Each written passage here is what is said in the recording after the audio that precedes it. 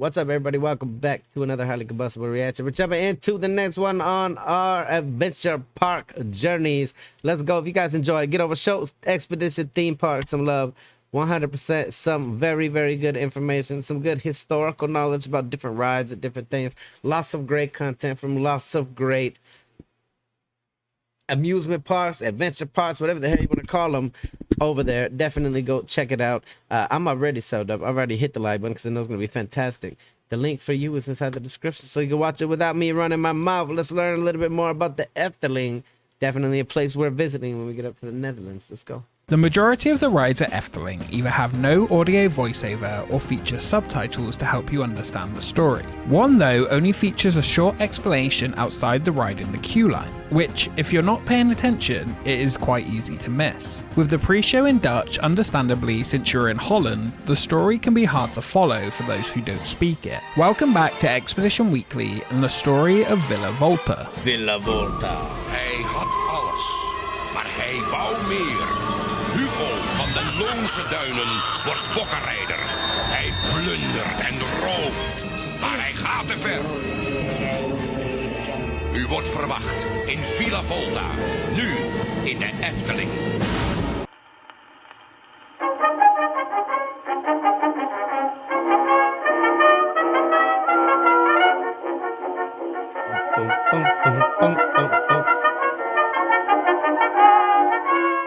Villa Volta is a stately country house with a mysterious past. The attraction opened its doors in 1996 for its first guests, though the first plans were already considered as far back as the 1970s. The first version's idea came from Luyssens Park in Germany. This inspired Ton van der Ven, creative director of the Efteling.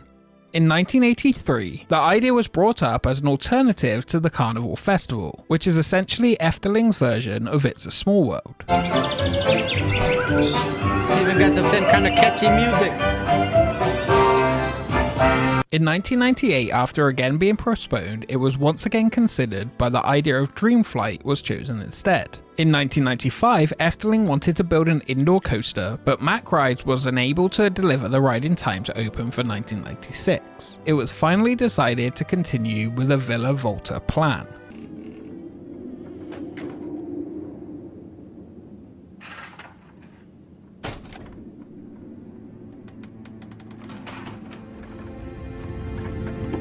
Mannen, we zijn er bijna! De goud uit de kern, dat is van ons, de bokkenrijders. Ah, het huis van Hugo!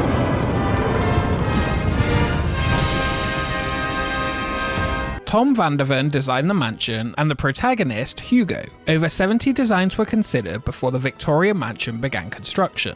Originally, a Knight's Hall idea was created, but the story was eventually changed. Multiple names were also considered, such as Hugo's Nightmare. The name Villa Volta. Hey, Halloween is coming up, ladies and gentlemen, which means we're going to have all sorts of damn haunted houses here in America. Who wants to see some haunted? Who wants to see me get the shit scared out of myself? The first and foremost, because I hate haunted houses, but for you guys, if you want to see it, leave it down in the comments. Was chosen, with Volta coming from the Italian word for turning, Voltaire. The mansion itself is 11.5 meters high, 12.3 meters long, and 10.8 wide. The attraction was built by Vekoma Rides, who took care of the technical aspects of its creation, while the decoration and design department of Efteling were responsible for the finishings of the interior of the mansion. The audio animatronic of Hugo in Hugo is terrifying. No, I don't even like this animatronic creature. It's not even he doesn't look human. He definitely looks somewhat shady and sinister. Interior of the mansion. The audio animatronic of Hugo in the pre-show was produced in-house, and in March 1995 the construction on the attraction began. 1 year later, the attraction opened within the park.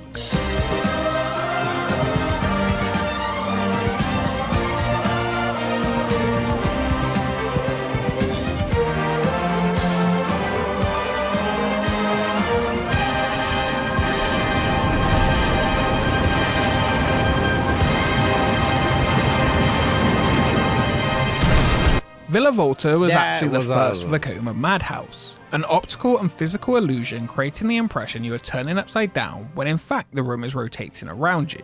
Once inside the main attraction room, themed to Hugo's living room, the lap bars are lowered and you feel an odd sense of movement. The floor you are sat on can swing side to side while the room around you can rotate a full 360 degrees. I've explained how the ride works though when looking at Hex at Alton Towers, a later version of this ride concept, so here we're going to talk about the story of Efteling's original version. As you enter the house from the side, there are two small waiting areas where the story is told. The first, Hugo's barn, has stolen goods stored on wooden shelves on the wall. The story of Villa Volta is based on the legend of the Buck Riders, a fierce gang of robbers that was active in the Kempen, a section of moors and wetlands in northeastern Belgium and southeastern Holland, where Efteling is actually located. It is said they made a pact with the devil and flew through the sky on the back of goats. They would mark the doors of farms and houses where they would come and rob to warn the inhabitants Een bokkenpoot vervulde ieder met huiver en angst. Villa Volta is the home of the leader of the Goat Riders, Hugo, who you see as an animatronic in the second pre-show. The house and Hugo were cursed by a mysterious woman after robbing the Abbey of Postel, a large chapel, quiet but with lights on in the windows. When inside the chapel, a hand appeared on Hugo's shoulder, a young woman with eyes full of fire. She said, "You, Hugo, thou art desecrated here this house, so repent and seek not to call the Lord's wrath on you." Overcame with fear, Hugo shoved her away and called his men to go as she dissolved into nothing. One day later, the woman appears atop his house. The woman tells Hugo, "Nowhere in your house, nor in any other place in the world will you find peace. Only when a noble man with a clear conscience like that of a newborn child enters your house will you find peace in your home and in your heart." Dit huis, dit vervloekte huis, het is een hel gelijk. Die ene vervloekte avond in de Belgische Kempen. De zon stond laag en bezocht de bedden voor de nacht, maar van dorpen was geen spoor. Maar ineens in de verte een groot gebouw. After this, you enter the main attraction and experience the Curse of Hugo to the iconic music by Ruud Bos, who composed multiple pieces for the attraction as well as the Efteling Park, including Dreamflight, Fata Morgana and Vogel Rock. The soundtracks of Efteling really are some of the best theme park music in the world. Why is it the best music in the world for theme parks? Because they really damn sure put a lot of thought into it, into everything. We know that it's like full orchestras and stuff, real composed things, not just some little like,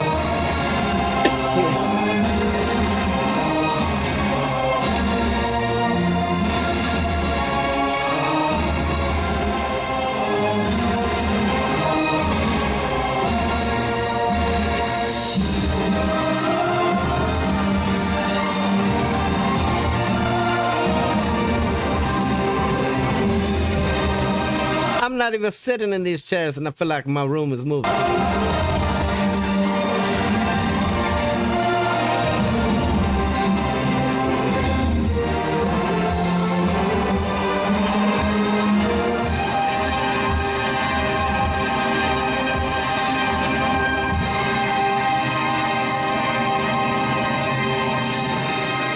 Over the years, the programming of the ride has slightly changed, as the off-timing of the attraction can easily cause motion sickness. Hugo has also been reprogrammed over the years since its operating, as well as receiving new masks. Although Villa Volta was the first large-scale madhouse concept built, the technique has existed for many years, and since its opening many versions have been built by either Vekoma or Mack Rides, such as Hex at Alton Towers in 2000, The Haunting at Drayton Manor which actually opened the same year as Villa Volta, or countless more around the world such as Houdini's Great Escape in the US. Over the years, Efteling has won multiple Themed Entertainment Association awards for outstanding achievements, including Villa Volta in 1997, and this is just another example of the innovative dark rides with beautiful theming that exist at the Efteling Park.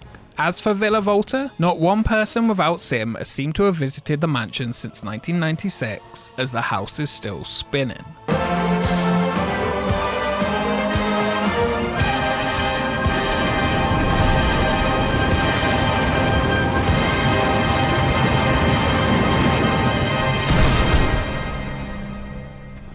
Thank you for watching this episode of Expedition Week. Thank you for making it. Expedition Theme Park, seriously the best damn theme park videos on YouTube. Go show the love.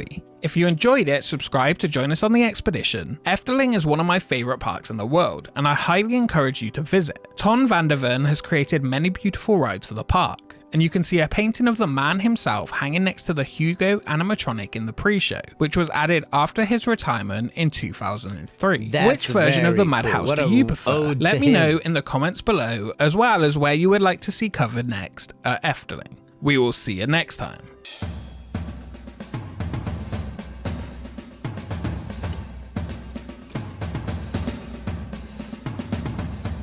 Yeah, we're gonna let these credits play out for sure. If you guys enjoyed it, like I said, make sure you get over and show Expedition Theme Park some love on their channel. The best of the best of the best theme park videos that there are. Hit the like button if you liked it. The dislike button, but I won't believe you. Until the next one, I'm highly combustible. You guys be happy, healthy, safe. I love you to the moon and back. What's your favorite Efteling roller coaster ride exhibit? Let me know down below. Peace.